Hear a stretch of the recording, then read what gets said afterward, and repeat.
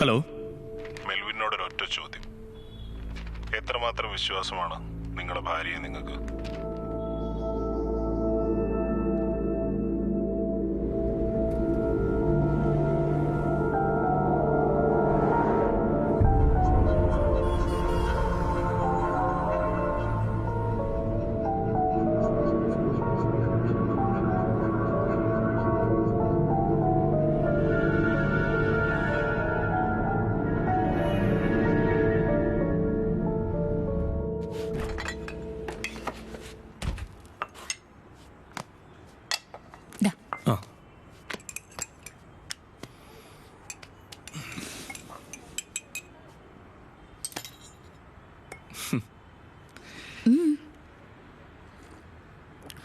നീ പകല് പുറത്തെവിടെങ്കിലും പോയിരുന്നോ? ഇല്ലല്ലോ. പ്രകാശം നിന്നെ കടവന്ത്രയിൽ കണ്ടു എന്ന് പറഞ്ഞു, അതുകൊണ്ട് ചോദിച്ചാ.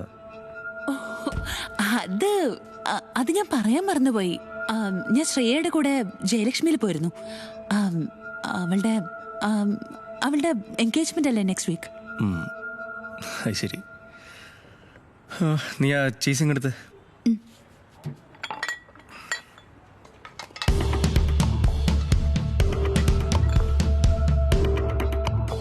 ഓക്കെ, അവരെ ഒരുമിച്ച് കണ്ടു. So what's wrong? ഒരുപാട് നുണകൾക്ക് പുറകിലും ഒരു സത്യം ഉണ്ടാകും sir.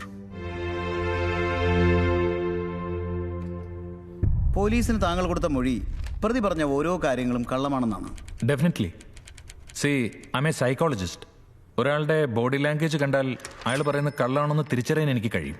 Can you explain that? Sure. ഇപ്പോൾ കള്ളം പറയുന്നത് ഒരു സ്ത്രീയാണെന്ന് കരുതുക. അവർ മുഖം തരാതിരിക്കുകയോ അല്ലെങ്കിൽ ഒരു ഒബ്ജക്റ്റ് കൊണ്ട് മുഖം മറയ്ക്കുകയോ അല്ലെങ്കിൽ പറയുന്ന കാര്യങ്ങൾ അവ്യക്തമാക്കുകയോ ഒക്കെ ചെയ്യും. അത് ശ്രേയയുടെ കൂടെ അത് ഞാൻ പറയാൻ മറന്നുപോയി. അത് ഞാൻ ശ്രേയയുടെ കൂടെ ജയലക്ഷ്മിയിൽ പോയിരുന്നു.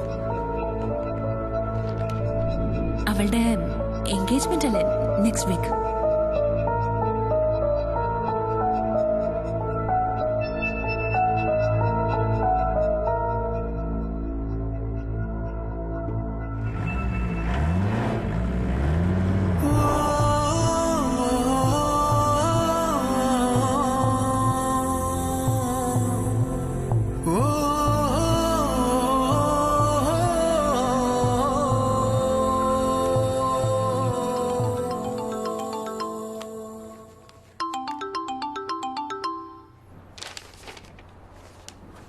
ദുബായിലേക്കുള്ള ഡയറക്റ്റ് ഫ്ലൈറ്റാ. അവനാ ബുക്ക് ചെയ്തത്. ഷെറിൻ അന്നേരം കാറിലിരിക്കുമായിരുന്നു.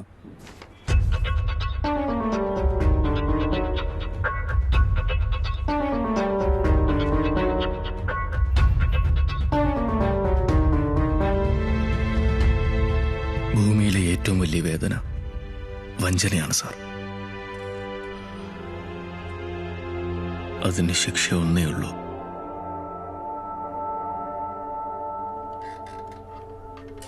മരണം.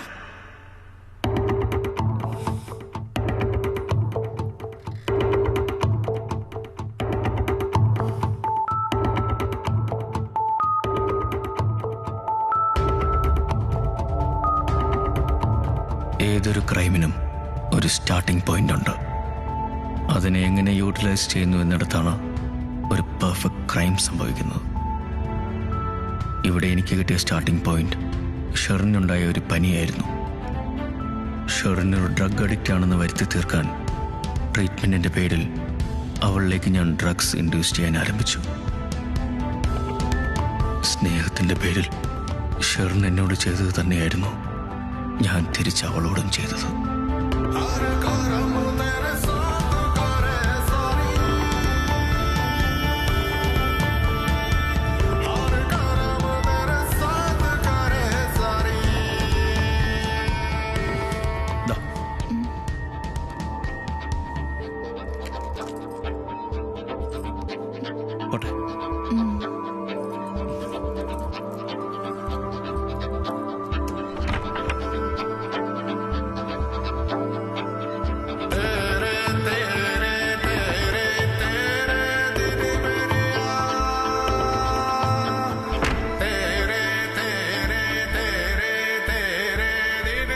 ഒരു ക്രൈം തീരുമാനിക്കപ്പെടുന്നതിന് 3 ഫാക്ടേഴ്സ് ഉണ്ട്.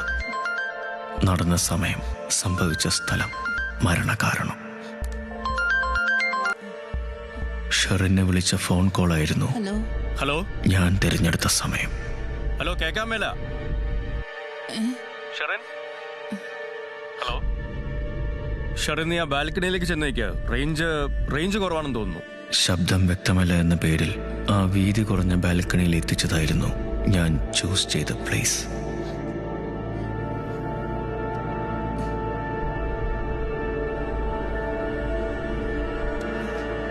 Hello Melvin. When perfect time meets perfect place, perfect crime happens.